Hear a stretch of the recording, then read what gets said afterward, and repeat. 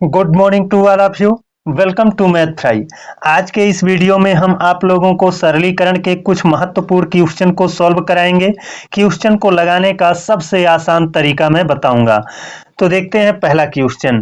पहले क्वेश्चन में दिया है 123, 126, 129, 132 के गुणनफल में कितना जोड़ा जाए कि प्राप्त योगफल पूर्ण वर्ग बन जाए। यानी हमसे ये कह रहा है कि इन चारों संख्याओं का गुणा करो और गुणा करने के बाद इसको पूर्ण वर्ग बनाने के लिए कितना जोड़ा जाए वो बताओ। तो दोस्तों इन चारों का गुणा करना और गुणा करने के बाद फिर उसका भाग विधि से वर्गमूल निकाल करके कितना जोड़ा जाए या कितना घटाया जाए इसका पता लगाने में आपको काफी वक्त लगेगा। तो आपको ज्यादा सोचने की जरूरत नहीं है। एक मैं कॉन्सेप्ट दे रहा हूं, उस कॉन्सेप्ट को ध्यान से सुन लीजिए और उसको तैयार कर लीजिए। इस तरह के क्वेश्चन आप चुटकियों में लगाओगे। यहाँ पर हमारे पास चार संख्या है और याद रहे जब आपके पास चार संख्या रहे और वो चारों संख्याएं समान अंतर पर हों, जैसे 123 और 126 में कितने का अंतर है? 3 का अंतर है। कितने का अंतर है? 3 का, है ना। यहाँ 3 का अंतर है। और 126 और 129 में भी कितने का अंतर है? 3 का अंतर है। 129 और 132 में भी कितने का अंतर है? 3 का अंतर है। तो जब हमारे पास चार संख्याएं हों और चारों संख्याएं समान अंतर पर हों, देखिए यहाँ सब जगह समान अंतर है, और जब चारों संख्याएं समान अंतर पर रहेंगी तो उसी समान अंतर यानी जो आपको सब जगह अंतर मिल रहा है उसी अंतर की घात 4 जोड़ देना, संख्या पूर्ण वर्ग बन जाएगी। तो देखेंगे ये 123, 126, 129, 132 इनको पहले लिख लेते हैं। इसका मतलब 123 गुणे 126 गुणे 129 गुणे 132, है ना। इसी में क्या जोड़ना है? तो देखिए क्या जोड़ना है। जोड़ने के लिए मैंने बताया ना, जो सब जगह अंतर हो, सब जगह अंतर कितना है? 3 है। तो 3 की घात 4 जोड़ दो, पूर्ण वर्ग बन जाएगी। 3 की घात 4 जोड़ दो, पूर्ण वर्ग बन जाएगी। अब 3 की घात 4 को आप कैलकुलेट कर लो, जो रहेगा वही तुम्हारा क्या होगा? उत्तर होगा। तो 3 की घात 4 आप करोगे तो पाओगे 81। तो आपको 81 जोड़ना है। याद रहे दोस्तों, चार संख्याएं होनी चाहिए और चारों समान अंतर पर होनी चाहिए। तो उनके गुणनफल में जो जोड़ना होगा वो क्या जोड़ना होगा? उनके बीच का जो अंतर होगा उसी की घात 4 जोड़ना होगा। तो जो अंतर था वो 3 था, 3 की घात 4 हमने जोड़ दिया यानी 81 जोड़ दिया, संख्या पूर्ण वर्ग बन गई। चलते हैं अगले क्वेश्चन पर। ये देखिए हमारे पास दूसरा क्वेश्चन है। इसमें दिया है अंडर रूट के अंदर 500 गुणे 501 गुणे 502 गुणे 503 धन 1 का वर्गमूल क्या होगा। घबराना नहीं है, आपको देखना है कि यहाँ पर चार संख्याएं हैं। ये 500, फिर 501, 502, 503, ये चार संख्याएं हैं और इन चारों संख्याओं में अंतर कितना है? देखिए 500 और 501 में 1 का अंतर है, 501 और 502 में 1 का अंतर, यानी सब जगह अंतर 1 है। इसीलिए इसको पूर्ण वर्ग बनाया गया है। ये चारों संख्याएं रखा गया तो इसमें क्या जोड़ दें कि ये पूर्ण वर्ग बन जाए? तो इनके बीच अंतर 1 का था, 1 की घात 4 माने 1 ही होगा। 1 यहां पर जोड़ दिया गया, अतः ये जो ब्रैकेट के अंदर अंडर रूट के अंदर जो संख्या है यह एक पूर्ण वर्ग संख्या है। जब यह एक पूर्ण वर्ग संख्या है तो इसका वर्गमूल निकाला जा सकता है। इसका वर्गमूल क्या होगा?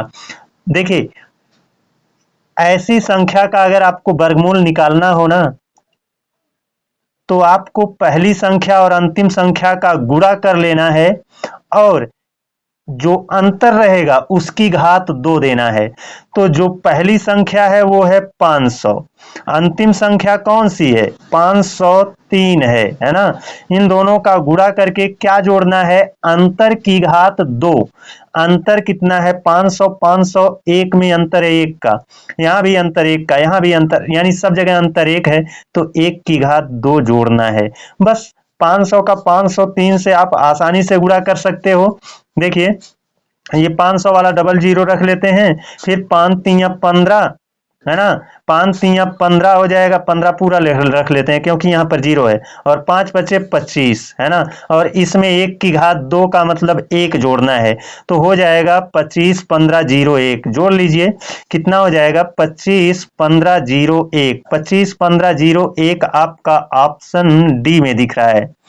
तो ऐसे सवाल को इसी तरह से आप लगाइएगा। एक बार फिर से सुन लीजिए, यह एक पूर्ण वर्ग संख्या है। कैसे पता चला? क्योंकि 4 संख्या है, चारों में सब जगह अंतर 1 है, अतः 1 की घात 4 यहाँ पर जोड़ा गया है, इसलिए ये पूर्ण वर्ग संख्या है। इसका वर्गमूल निकालेंगे तो कैसे निकालेंगे? पहली संख्या अंतिम संख्या का गुणा करके जो इनके बीच अंतर है उसकी घात 2 करेंगे। तो पहली संख्या 500 और अंतिम संख्या 503, इन दोनों का गुणा करके इनके बीच जो सब जगह अंतर 1 का था उसी 1 की घात 2 को जोड़ दिया, इनका आ गया वर्गमूल। तो ऐसी संख्याओं का वर्गमूल निकालना है तो ऐसे ही आप निकालना, बहुत ही संक्षेप में आएंगे। चलते हैं अगले क्वेश्चन पर। ये देखिए अपना तीसरा क्वेश्चन है।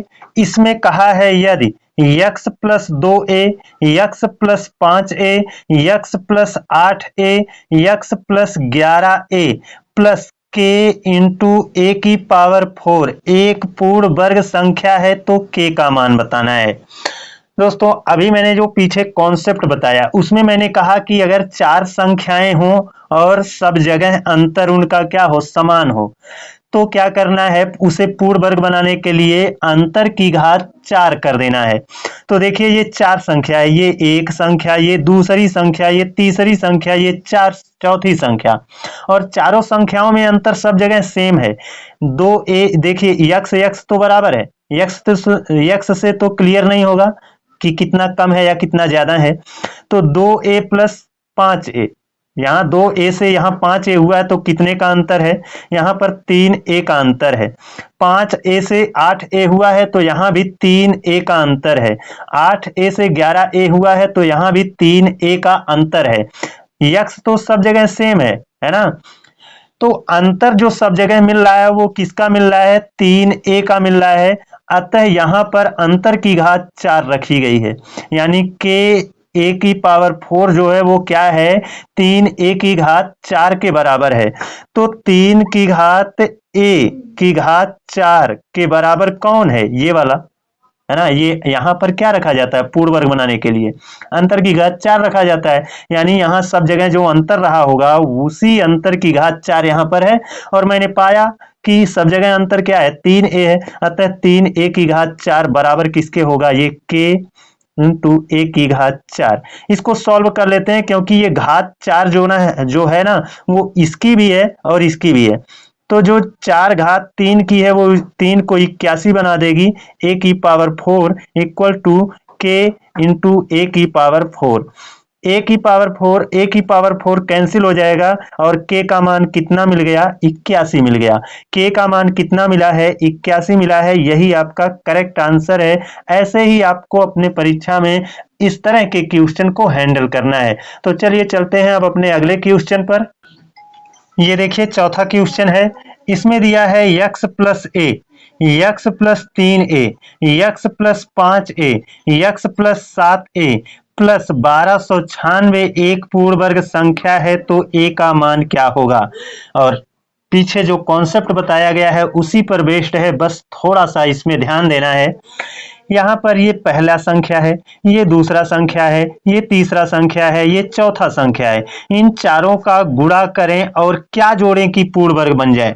तो इसमें जो जोड़ना है वो क्या रहेगा, इनके बीच जो अंतर है उस अंतर की घात 4 जोड़ना है। तो यहां पर हम देखते हैं अंतर कितना है, x तो सब में है, ये तो सेम है, तो a से 3a हुआ तो 2a का अंतर है। कितने का अंतर है, 2a का अंतर है। यहां भी आपका 3a से 5a हुआ यानी 2a, 5a और 7a में 2a का अंतर है। तो यहां पर ये जो वैल्यू है वो क्या है, 2a की घात 4 है ना। ये क्या है, अंतर की घात 4 होता है ना, और अंतर मैंने क्या पाया, 2a पाया, अतः 2a की घात 4 इसी के बराबर है। तो हम कह सकते हैं 2a की घात 4 बराबर 1296। 1296। अब देखिए जो घात 4 है वो 2 की भी है और a की भी है। 2 की घात 4 तो निकाली जा सकती है, कितना हो जाएगा, 16। और a की घात अब 4 रह गया है केवल, बराबर 1296 है ना। अब देखिए 16 से इसको काट देते हैं और 16 अट्ठे 128 हो जाएगा, 16 अट्ठे 128 हो जाएगा और बचेगा एक, ये हो जाएगा 16 एकम 16, यानी a की घात 4 का मान कितना आया है, 81 आया है। अगर a की घात 4 की वैल्यू आपका 81 आ रहा है तो घात 4 हटाएंगे, इधर चतुर्थ मूल का निशान लगेगा, अतः 81 का गुणनखंड करेंगे, 4 4 का जोड़ा बनाएंगे, है ना। तो a बराबर ये चतुर्थ मूल 81 और इसका चतुर्थ मूल निकालेंगे तो कितना आएगा 3, क्योंकि 81 का जो गुणनखंड होता है 3 गुणे 3 गुणे 3 गुणे 3, है ना, और चतुर्थ मूल है, यहाँ पर चतुर्थ मूल है तो चारों का जोड़ा बनाएंगे तो ये कितना आ जाएगा 3 आ जाएगा, जो कि आपको ऑप्शन ए में दिख रहा है। तो ऐसे ही इस टाइप के क्वेश्चन को आपको लगाना है। मेरा प्रयास कैसा है, मैं आपके लिए, आपकी परीक्षा के लिए मेहनत कर पा रहा हूँ कि नहीं, प्लीज एक कमेंट कर दिया करो, है ना, जिससे मोटिवेशन मिलता है। अगर आपको हमारा ये पढ़ाया हुआ पसंद आता है तो चैनल को सब्सक्राइब भी कर सकते हैं, है ना। बस आज के लिए बस इतना ही, अगले दिन आप लोगों से एक और बेहतर क्लास में मिलेंगे, तब तक के लिए धन्यवाद।